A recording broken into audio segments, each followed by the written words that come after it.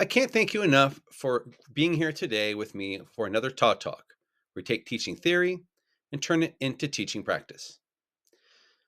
Today, we're going to talk about another in a series on differentiating up, which is the idea of flexible grouping and how you can use flexible grouping to differentiate within your classroom by the way that you group students. So let's break this down piece by piece. The first piece in flexible grouping we'll look at is grouping. So why have students work in groups in the first place? For some students, this is a nightmare. And for many teachers, it is a nightmare as well. So why do we have students work in groups? What are the advantages? Why would we do this? And the reason why we have students work in groups is because there are some skills that can only be learned by working in groups. Not to mention the fact that you'll be working in groups the rest of your life, whether it be with your family group, your work group, your friend group, your sports group, whatever. You are going to be working in groups quite a bit. And so these skills that you see here can only be learned by working with others.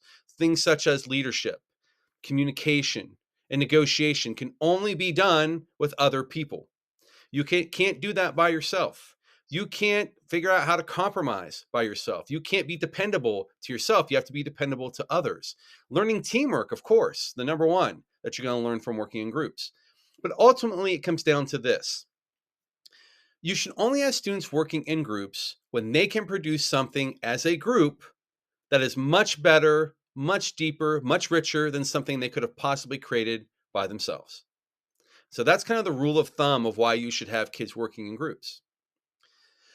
Working in groups teaches all these skills. It teaches some other really important skills that are especially important for gifted students. Amongst those are executive functioning skills, which you see listed right here. So they can learn obviously how to collaborate, but they're also going to have to plan together and be flexible, manage their tasks, work on their self-regulation. Because when you're working in groups, it can be often frustrating, especially for gifted students who often do not suffer fools lightly, or maybe want to take over the group, or just think that it's better if they work by themselves. We need to teach them how to work with others.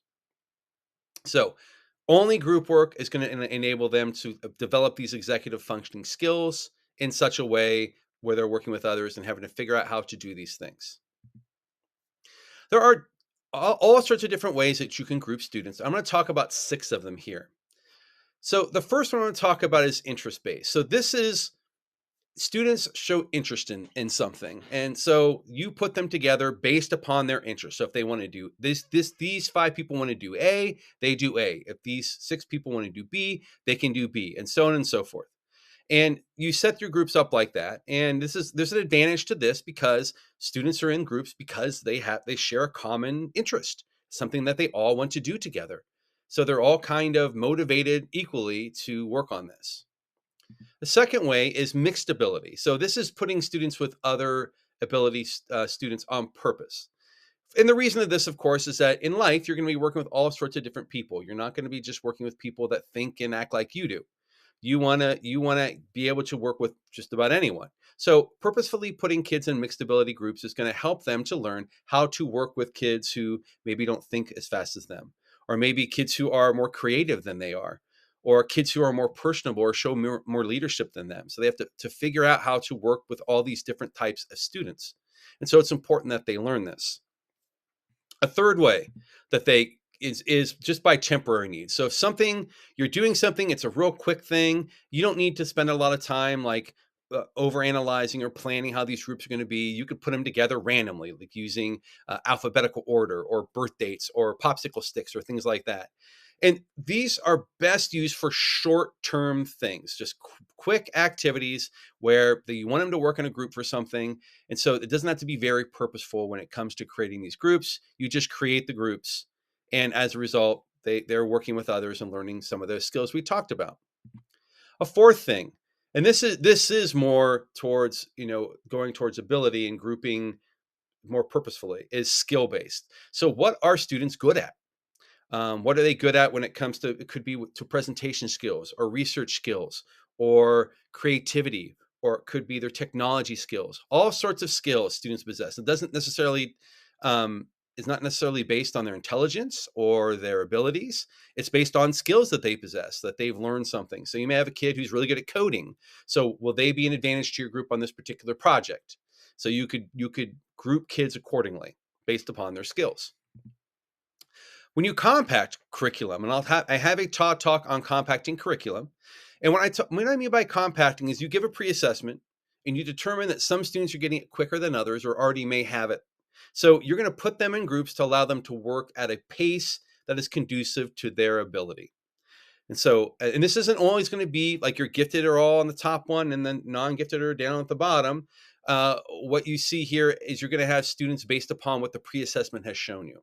So if you show kids are getting it, then you want to put them together as a group and let them move it at that pace. If you have other kids that are struggling to get it or don't show that they have much prior knowledge, you're going to put them in a group so that they can work at the pace that's conducive to theirs, and they may do more, direct instruction and things of that nature. So compacting is another way to do that. You're ability based, and this is the most obvious, where you put students together based on their abilities. So this is creating like reading groups or math groups or content based groups based upon past performance, pre-assessment, or what they're gifted in or what they've shown propensity to be really good at. And so you're going to put kids in these groups, again, never permanent, because the second part to the grouping is flexible. So what exactly do I mean by flexible? What I mean by flexible is that you should not put a student in the level 1 group and then have them there for the rest of the year. You need to make sure that you are pre-assessing, gathering information, and using that data to inform your groups.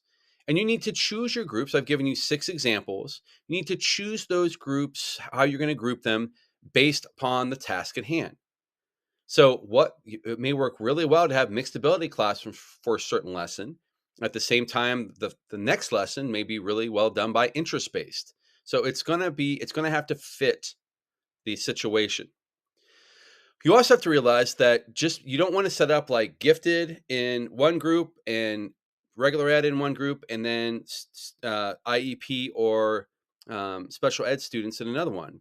And first off, you don't want to do that because there are special ed and IEP students that are gifted. So they're twice exceptional. They have both the IEP and they have the gifted identification. So there's that to consider. Plus, every student brings in their own experiences, their own background knowledge, their own processes. And so what's going to happen is you're going to have students that are in different groups depending upon the information that you get. So, for example, you may have student A that has shown for a certain unit of study that they are advanced. And so you're going to put them in the group that's going to be able to, based on ability, and they're going to be able to keep up with those particular students because they have shown to have that ability. But then your next lesson is going to be based on skill. And so student A may not have much technology skills, and maybe technology skills are going to be really important for this particular lesson. So they may be in another group so that they can get support from students who are really skilled at technology. So we have to consider the fact that these are flexible groups and you need to use data to inform. Now, is there the possibility that a student may be in, depending upon the groupings, may always be in the, a certain group? That may be the case, but probably it's not going to happen with every student. So you're going to have a lot of different groupings depending upon the situation and what you're trying to accomplish through the grouping. So you put them in groups. That's great. That's step 1. Step 2 is now getting them to function properly. And so how do you get a group to function properly? You can't just put them in groups and expect them to work in groups successfully. You have to show them skills. You have to give them some support. You have to create a culture in your classroom of when we're working in groups, this is what this looks like. It doesn't matter what it's looked like in the past for you, because some of them may have very dysfunctional views of what group work looks like. But this is the expectation in this particular class. And so where you set that expectations is you could have an onboarding process.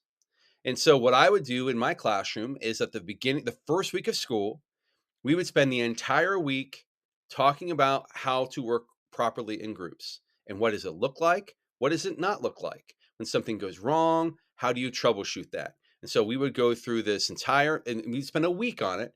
And some teachers may think, well, you that's kind of a waste of time spending a week when you could be covering content. But I can't tell you how more successful it made our group work. It actually made the class move at a quite quicker pace because they knew how to work in groups and be successful. So we're actually, because of this 1 week we spent, we actually saved a lot of time in the end. And so during this onboarding process, I might do things like training them in certain things. So what does it look like to be a leader? What does it look like if you have a certain role? Are the expectations? It also may be, figuring out like what they need to prepare for this. So what are some troubleshooting? What are some I don't want them coming to me, the teacher, all the time. I want them to figure out how to work in groups and to have some productive struggle. So when they're having a certain struggle, what are some possible ways to kind of help overcome this struggle? And so they can look at multiple things and they could say, okay, if we get into this situation, we can try this. And so it also, in my particular classroom, I thought roles were really important. So you just didn't put kids into classrooms randomly. They had, not only were you purposeful about putting them into groups, but you also made sure they had very specific roles. And this came down to accountability. How do you make students accountable when they're working in a group? Do we give a group grade, one group grade? Well, the issue that a lot of people have with groups is that it's not fair because they're in an equal group, but they don't do equal work, and yet they get an equal grade. So I tried to find as much as possible ways to hold individuals accountable by assigning them a role and making them make sure that they did their role, making them accountable to that specific role. We also use a lot of feedback. I use a lot of feedback. I talk with groups and we use a lot of reflection afterwards to figure out what worked and what didn't. But taking this week-long process and then showing them what that looked like was so much smoother when they actually started to work in groups. Sure, I still had to do some things along the way. And that brings us to our last topic of today, which is like, what is the role of the teacher when students are working in groups?